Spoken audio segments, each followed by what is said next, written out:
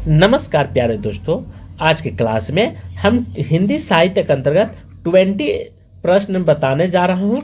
यार यह प्रश्न जो है से वस्तुनिष्ठ होगा, ठीक है, और सभी परीक्षाओं में आया हुआ है। चाहे आप नेट उठा करके देख लें, GRF, assistant professor, TGT, PGT, सभी प्रश्न जो है से इन सभी परीक्षाओं में बार बार पूछा गया है।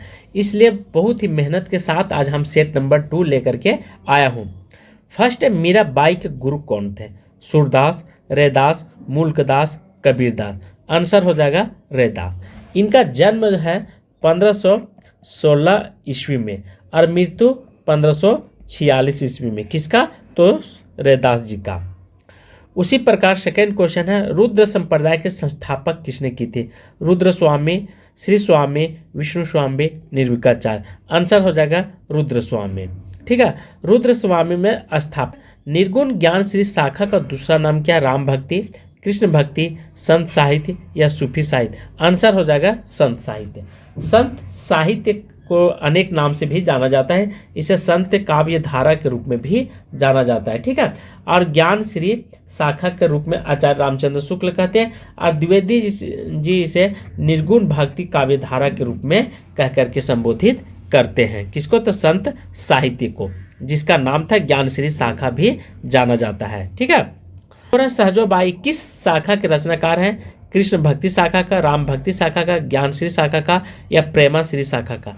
तो यह है ज्ञान श्री शाखा का। हमने इससे पहले भी बताया था, ज्ञान श्री शाखा को संत साहित्य के रूप में भी जाना जाता है।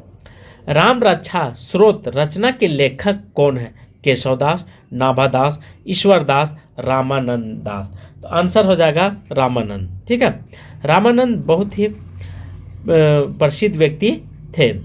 घनानंद की काव्य भाषा थी खड़ी बोली, अवधी, भोजपुरी, ब्रजभाषा। घनानंद के समय जो यह रीति काल में थे, किस काल में? रीति काल में। वहाँ पे न खड़ी बोली का प्रारंभ हुआ था, न अवधी चल रहा था, न भोजपुरी। आंसर हो जाएगा ब्रजभाषा ही सर्वोपरि भाषा मानी जाती थी। 7, हिंदी साहित्य में मार्क्सवादी चेतना के अभिव्यक्ति जिस काव्य धारा में देखने को मिलती है, उस धारा को क्या कहा जाता है? प्रगतिवाद, प्रयोगवाद, जनवाद, अंक कविता। आंसर हो जाएगा प्रगतिवाद, अर्थात मार्क्सवाद। ये मजदूरों के प्रति क्रांति छेड़ दिए थे, समान अधिकार के लिए, ठीक है। तो कार्ल मार्क्स से प्रभावित जितने भी कविता हैं, लेखककार हैं, वो प्रगतिवाद में ही रचना दिखाई देता है, ठीक है। इनसे प्रभावित होकर के लेखककार जो है से रचना किए थे, ठीक है, प्रगतिवाद में। यह आपसे क्वेश्चन पूछ रहा है, बहुत इंपॉर्टेंट है। यह पीजीटी और नेट जीआरएफ में पूछा हुआ है, सभी प्रश्न ऐसे पूछे गए हैं। 8 पंक्ति कहता है, 1455 साल गए चंद्रवन, एक ठाट गए जेठ सुधी बरसात को, पूर्णमासी तिथि प्रकट भये।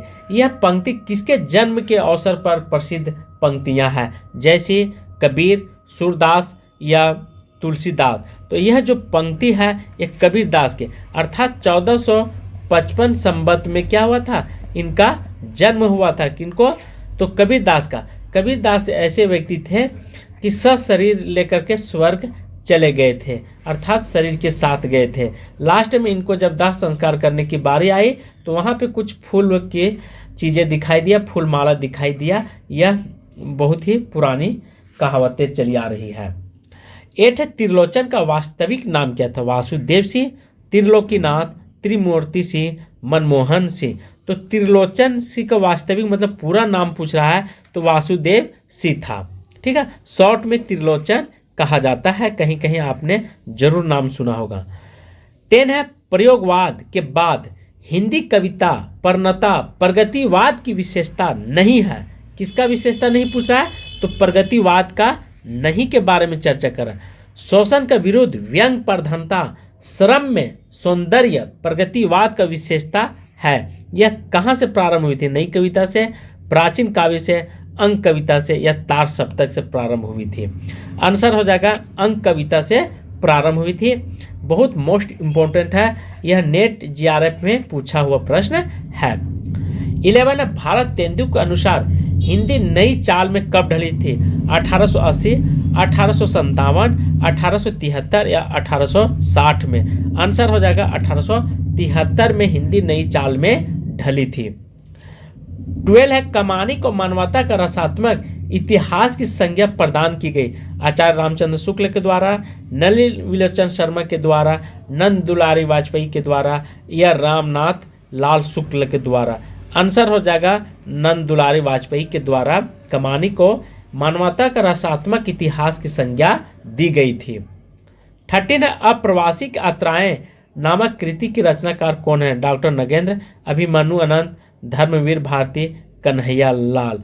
तो अप्रवासी यात्राएं, ठीक है, यह नामक कृति रचना किनकी है? तो डॉक्टर नगेंद्र की है। 14 है सुमित्रा नंदन पंत नामक ग्रंथ के लेखक हैं। Doctor Namvar Singh, doctor Nagendra, doctor Ramvilas Sharma या आचार्य नंद दुलारे वाजपेयी। सुमित्रा नंदन पंत नामक एक सुमित्रा नंदन कवि हैं, ठीक है, और एक क्या है ग्रंथ लिखा गया है सुमित्रा नंदन नाम से। कभी भी आप कंफ्यूज नहीं कीजिएगा, यह ध्यान रखेंगे। तो यह किनके द्वारा लिखा गया है? तो 14 का आंसर जो है डायरेक्ट हो जाएगा बी, डॉक्टर नगेंद्र के द्वारा लिखी गई है। 15 आलोचना को कला का सजगता किसने कहा? मिल्टन मरे ने, बी है वार्ड ने, सी हर्बर्ट रीड, डी है नॉर्मन फोस्टर ने। तो आलोचना को कला की सजगता कहा गया है, मतलब कला को यहाँ पे सजगता मतलब संजोया गया है, सजगता कहा गया है। यह किसने कहा है? तो मिल्टन मेरे ने यह बात कह करके संबोधित किए थे। यह भूलेंगे नहीं, बहुत मोस्ट इंपॉर्टेंट है, यूपी पीजीटी में आया हुआ प्रश्न है। 16 हिंदी आलोचना से संबंधित पहली पुस्तक है निषेध चरित्र चर्चा, विक्रामक देव चरित्र चर्चा, सी है देव बड़े की बिहारी, डी है हिंदी कालिदास की आलोचना। यहाँ पे प्रश्न पूछ रहा है हिंदी आलोचना से, ठीक, आलोचना से संबंधित पहली पुस्तक। क्वेश्चन को ध्यान से पढ़ेंगे तब आंसर देंगे, हड़बड़ाहट में देंगे तो गड़बड़ाहट हो जाएगी। आंसर हो जाएगा हिंदी कालिदास की आलोचना। यह आलोचना के संबंधित पहली पुस्तक है। आलोचना का मतलब होता है उसका दोष निरूपण निकालना, ठीक है, उनका अगुण निकालना। जैसे आपके बारे में कोई आलोचना करता है तो आपका दोष निकालता है, आपका छिपे हुए अगुण को वह प्रकट करता है, उसी को आलोचना कहते हैं। जब आपको बुरा लग जाता है तो आप क्या करते हैं, जाकर के उसको बोलते हैं, झगड़ा करते हैं, ठीक है। किसी के बारे में आलोचना करने से बचना चाहिए। तो आलोचना यहाँ पुस्तक से होती है, ठीक है, किसी के लिखी हुई उपायिक क्या हो, निबंध हो या कोई साहित्य लिखी जाती है तो उसमें कमी गुण दोष इत्यादि चीज़ों को निकाला जाता है, तो उसी को आलोचना नाम दिया गया हिंदी साहित्य में। 17 काव्य में लोक मंगल की अवधारणा के संस्थापक कौन थे? आचार्य नंद दुलारी वाजपेयी जी, आचार्य हजारी प्रसाद द्विवेदी जी, आचार्य शांति प्रसाद द्विवेदी जी, और डी है आचार्य रामचंद्र शुक्ल। लोक मंगल की अवधारणा का संस्थापक किसे माना जाता है? तो आचार्य रामचंद्र शुक्ल को माना जाता है। 18 है करुण रस का स्थायी भाव क्या है? शोक, क्रोध, रति, निर्वेद। करुण रस का स्थायी भाव क्या है? शोक है, ठीक है। 19 है भरत मुनि ने नाटक के कितने रस माने? 10, 11, 9, 8। भरत मुनि ने बहुत ही जो है बहुत महत्वपूर्ण आचार्य हैं, ठीक है, रस छंद के, तो इन्होंने 8 माने हैं। प्राकृतिक पेंगलम किस शास्त्र का ग्रंथ है? अलंकार शास्त्र का, ध्वनि शास्त्र का या छंद शास्त्र का, भाषा शास्त्र का? तो प्राकृतिक पेंगलम जो है से छंद शास्त्र का ग्रंथ माना जाता है। 21 है किस आचार्य गुणों को रस आश्रित माना है? भामक, दंडी, रुद्रत, आनंद वर्धन ने। गुणों को रस आश्रित माना है तो आनंद वर्धन ने माने हैं, ठीक है। यह भी बहुत इंपॉर्टेंट है, बहुत से लोग भामक में कंफ्यूज कर जाते हैं, यह गलती कभी मत कीजिएगा। 22 है संरचनावाद का जनक माना जाता है। संरचनावाद, ठीक है, और एक होता है रचनावाद, दोनों में अंतर होता है।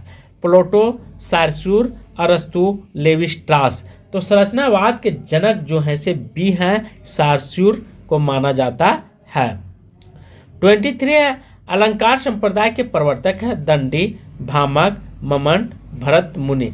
अलंकार संप्रदाय के जो प्रवर्तक है 23 का बी हो जाएगा, भामक मुनि माने जाते हैं। 24 जहाँ बिना कारण के कार्य होता है वहाँ कौन सा अलंकार छिपा होता है? अतिशयोक्ति, विभाना, अमंग, विषम। तो यहाँ पे आंसर हो जाएगा विभाना। प्रश्न पूछता है जहाँ बिना कारण के जहाँ कार्य हो जाता है वहाँ विभाना अलंकार छिपा हुआ रहता है। इनमें से कौन सा शब्द पुल्लिंग नहीं है? पुल्लिंग का चर्चा कर रहा है। क्या चर्चा कर रहा है? पुल्लिंग का। आंसर कैसे देंगे? बनावट, छाता, सूर्य, अमरूद। तो देखिए पुल्लिंग के पहले पुल्लिंग जब भी पूछेगा, ठीक है, या स्त्रीलिंग पूछेगा, वहाँ पे आप क्रिया लगा करके देखेंगे, सेंटेंस बनाएंगे। जैसे आपकी आवाज़ जो है से बनावट नहीं है, ठीक है, यह बनावटी है, आपकी आवाज़ बनावटी है। छाता गिर गया या गिर गई, सुनने में कौन सा वाक्य अच्छा लगता है? सूर्योदय हो गया। अमरूद खा लिया या अमरूद गिर चुकी है, ठीक है। तो इस तरह से आपको पता चल जाएगा। तो बनावटी शब्द, बनावट से बनावटी, यह पुल्लिंग नहीं है, बाकी सब क्या है? पुल्लिंग है। तीनों ये जो है से पुल्लिंग है और बाकी बनावट जो है से स्त्रीलिंग शब्द है। आज के क्लास में यहीं पे समाप्त करता हूँ। थैंक यू, धन्यवाद।